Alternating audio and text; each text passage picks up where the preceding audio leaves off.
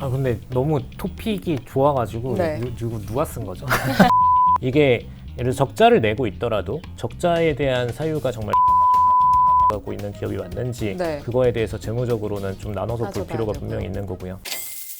오늘 가져온 보고서는요. 이 골드만삭스가 가져온 리포트입니다.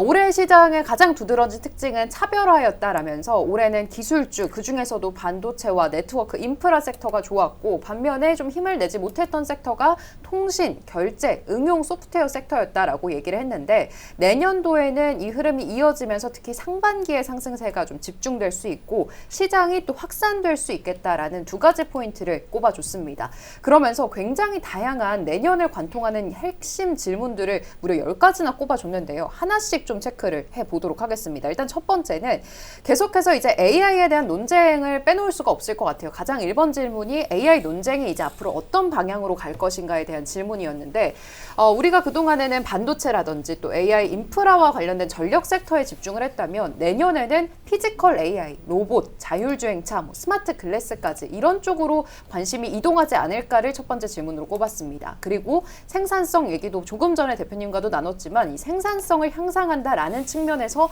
어떤 기업이 승자가 될지를 잘 가려내야 된다라는 것을 포인트로 잡아줬고요.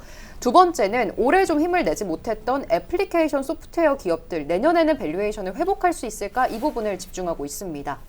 소프트웨어 산업이 아직까지 잠재적인 리스크에 좀 직면해 있는데 에이전트가 급부상한다든지 사용량 문제도 있을 거고요. LLM에 따라서 범용화에 대한 압박을 좀 받을 수도 있다라면서 애플리케이션 소프트웨어 섹터의 회복 가능성을 집중해보자라는 게 두 번째 질문이었습니다. 세 번째는 기업 하나의 이름이 딱 나왔는데요. 저희가 M7 기상도에서도 확인했던 애플입니다. 애플을 둘러싸고는 이제 더 이상 성장주라고 보는 게 맞는지 아니면 정말 좀 안정적인 방어주의 성격으로 봐야 되는지 좀 헷갈리는 국면이죠. 방어적인 성장주라는 표현을 썼는데 여전히 애플을 AI 스토리의 일부 기업으로 봐야 되는지에 대해서도 지금은 갈림길에 서 있다고 얘기를 하고 있고 폴더블 스마트폰이 그래도 애플에 있어서는 다음 촉매제가 될 수 있겠다라는 기대감도 전하고 있습니다.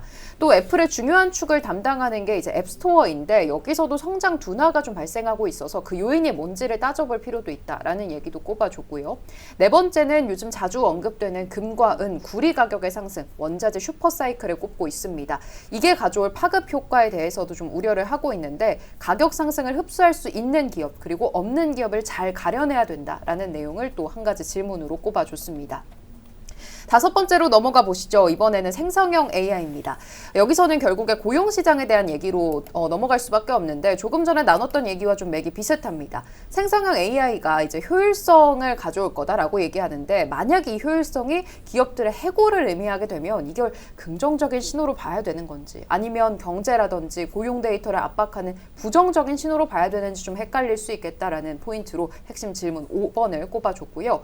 여섯 번째는 이제 내년에 가장 매수하기 좋은 인터넷 기업을 꼽으면서 지금 수익성이라든지 경쟁 구도를 두고 다양한 기업들이 논쟁을 펼치고 있는데 대표적으로 메타, 듀오링고도 있고 도어대시, 로블록스, 이베이 그리고 C, 메르카도 리브레까지 이런 종목들을 꼽으면서 어떤 종목이 가장 내년에 주목을 해보면 좋을지 좀 핵심 질문으로 또 여섯 번째로 꼽아줬습니다.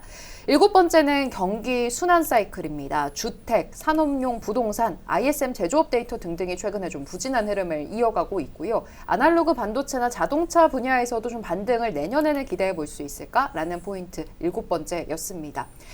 그리고 여덟 번째 포인트는 올해 이제 주도주라고 할 수 있는 하드웨어, 반도체 AI 종목들이었는데요. 이게 내년에 다시 상승세를 주도하게 될지도 한 가지 핵심 질문으로 꼽았습니다. 다만 이제는 하드웨어 섹터 내에서도 매출 총이익률이라든지 지출의 가시성, 경쟁도 심화되고 있고 다양한 논쟁이 붙어있는 상황이라서 시장의 심리가 좀 눌릴 가능성도 있다라는 점은 염두에 두실 필요가 있겠고요.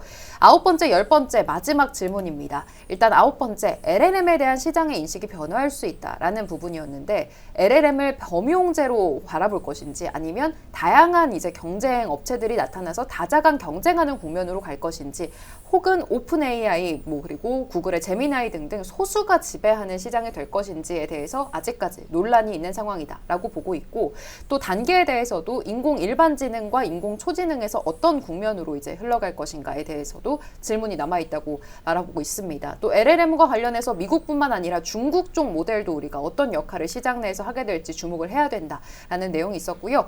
마지막 10번째는 그래서 우리가 지금 놓치고 있는 또 사각지대는 뭘까라는 점을 질문으로 던지고 있는데, 올해 좀 주목을 많이 받지 못했던 에이전틱 커머스라든지 사스 종목이 부활할 수도 있고, AI 생산성으로 이제 실제로 활용되는 사례가 있는지도 우리가 바라봐야 된다. 지금은 아무도 주목하고 있지 않지만 내년에 모두가 이야기하게 될 주제가 뭘까까지를 마지막 질문으로 꼽았습니다. 정말 많은 질문들이 쭉 꼽혀 있는데요. 이 10가지 질문 중에 대표님께서 제일 좀 인상적으로 보고 계신 질문이 있다면 뭘까요? 근데 너무 토픽이 좋아가지고 네. 누가 쓴 거죠? 골드만의 네. 보고서였는데 네. 이름이 누군지는 좀 제가 확인을 좀 해볼게요. 이따가 네. 이름만 보면 알려주세요. 아니 이게 토픽이 골드만 내부에서도 워낙 많은 애널리스트들이 있고. 찾았습니다. 트레이더 네. 켈러헨이라고 하네요. 트레이더가 썼군요. 네네. 그러면 그럴 수 있죠. 네. 아무튼 이게 되게 본인들만의 보는 토픽들이 다 다양하고 뭐 이럴 수도 있어요. 그냥 우리가 보는 PB 같은 사람, 일반 증권사에서 그냥 영업 창구에 있을 것 같은 사람이 그냥 어디 가서 막 애널리스트 하고 있을 수도 있고, 이게 굉장히 사람마다 좀 케바케가 갈리는데 되게 이분의 엣지는 좋은 것 같아요. 그래서 가장 이제 좀 핵심적인 포인트들을 좀 보면은 네. 일단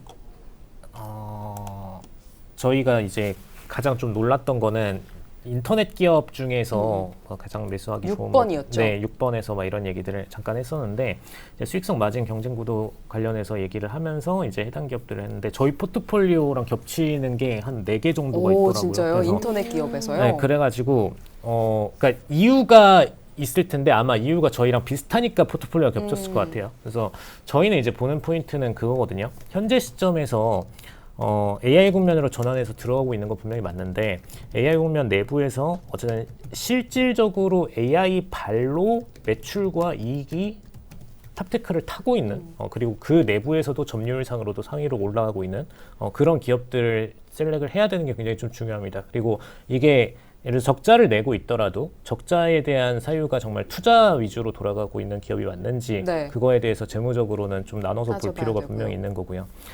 그 다음에 동시에 이 산업군 자체가 해당 하드웨어 관련된 디바이스라던가 혹은 해당 라이센스 관련된 디바이스로 뭔가 제한이 되어 있는 경우라면은 이 친구들이 만약에 AI 관련돼서 산업이 커졌을 때 그 시장을 거의 독과점해 나갈 수가 있는 거거든요. 네. 그래서 그 시장으로 굉장히 좀 특화될 필요가 반드시 있다라는 게 좀 차이점이라고 보시면 될 것 같고요. 저희가 이제 가장 우려하는 건 딱 네. 하나예요. 이번에 이제 생성형 AI들로 인해 가지고 아까 이제 8번 정도 8번 장표 한번 같이 볼까요? 9번이네. 9번. 아, 9번. 9번의 맞습니다. 내용이 가장 네. 핵심이라고 좀 보고 있는데, 음. 엔진이 이제 주요 엔진들은 좀 정해진 편이에요. 일단은 대형 M7에 해당하는 기업들, 그다음에 중국에서도 우리가 이미 인지하고 있는 ADR로 상장해 놓았던 그런 급의 기업들, 뭐 바이두나 알리바바 같은 애들이 되겠죠. 그 친구들이 이제 뭐 QN이나 몇 가지 엔진들을 이제 내놓고서 본격적으로 내국에서 서비스들을 진행하고 있는데, 그럼 이제 이 국면이 장기화될 것인가, 더 이런 엔진들이 많아질 것인가? 많아질 것은 분명히 맞아요. 네. 많아질 것에는 부정이 없는데, 특정 몇 가지 AI들이 뭔가 그 중앙 역할을 해줄 수 있느냐 없느냐가 좀 중요하거든요. 그러니까 이럴 수 있어요. 오픈 AI 같은 경우에는 이 부분을 적극적으로 추진하고 있는데, 오픈 AI 자체 엔진을 통해서 너희들이 응용을 한 별도의 어떤 엔진들 혹은 이제 별도의 프롬프트를 넣은 그런 엔진들을 개별적으로 출시해가지고 그것들을 팔아봐라 라는 식의 이제 움직임을 진행을 하고 있는데, 약간 지금 라운드가 애매하다 보니까 이게 되게 뭔가 특이점처럼 안 보일 수 있어요. 왜냐하면 오픈 AI 같은 거를 만들려는 기업들이 중국 내부에는 굉장히 많은 상태이고, 오픈 AI 자체가 되게 특이해 보이지 않고 아직까지 뭐 그렇게 레벨이 높은가? 라는 그런 퀘스천 마크가 있기 네. 때문에 굳이 이제 그 엔진에다가 뭐 프롬프 넣은 정도 가지고서 뭘 팔아보겠다라는 사람들은 그렇게 많지 않거든요. 그래서 이런 부분들이 상대적으로 기술의 단계가 높지 않다 보니까 나오는 현상이다라고 보고 있고요.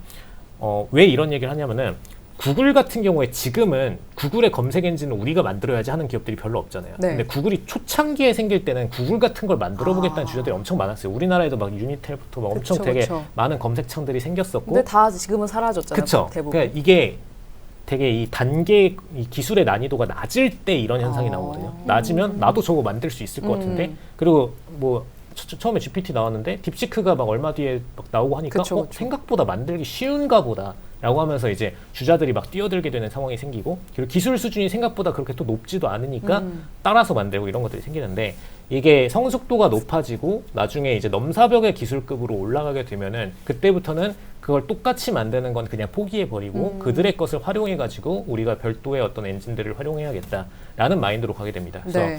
아직은 이제 그 변화 변곡점에 있다 보니까 자꾸 기업들마다 자체 엔진들을 만들어 가지고 출시하려는 움직임이 굉장히 강한 상태이고요. 지금도 이제 이미지 AI들, 영상 AI들이 좀 많잖아요. 지금 네. 검색해도 되게 많이 나오고 정말 이제 깔려 있을 만큼 많이 나오는데, 그쵸.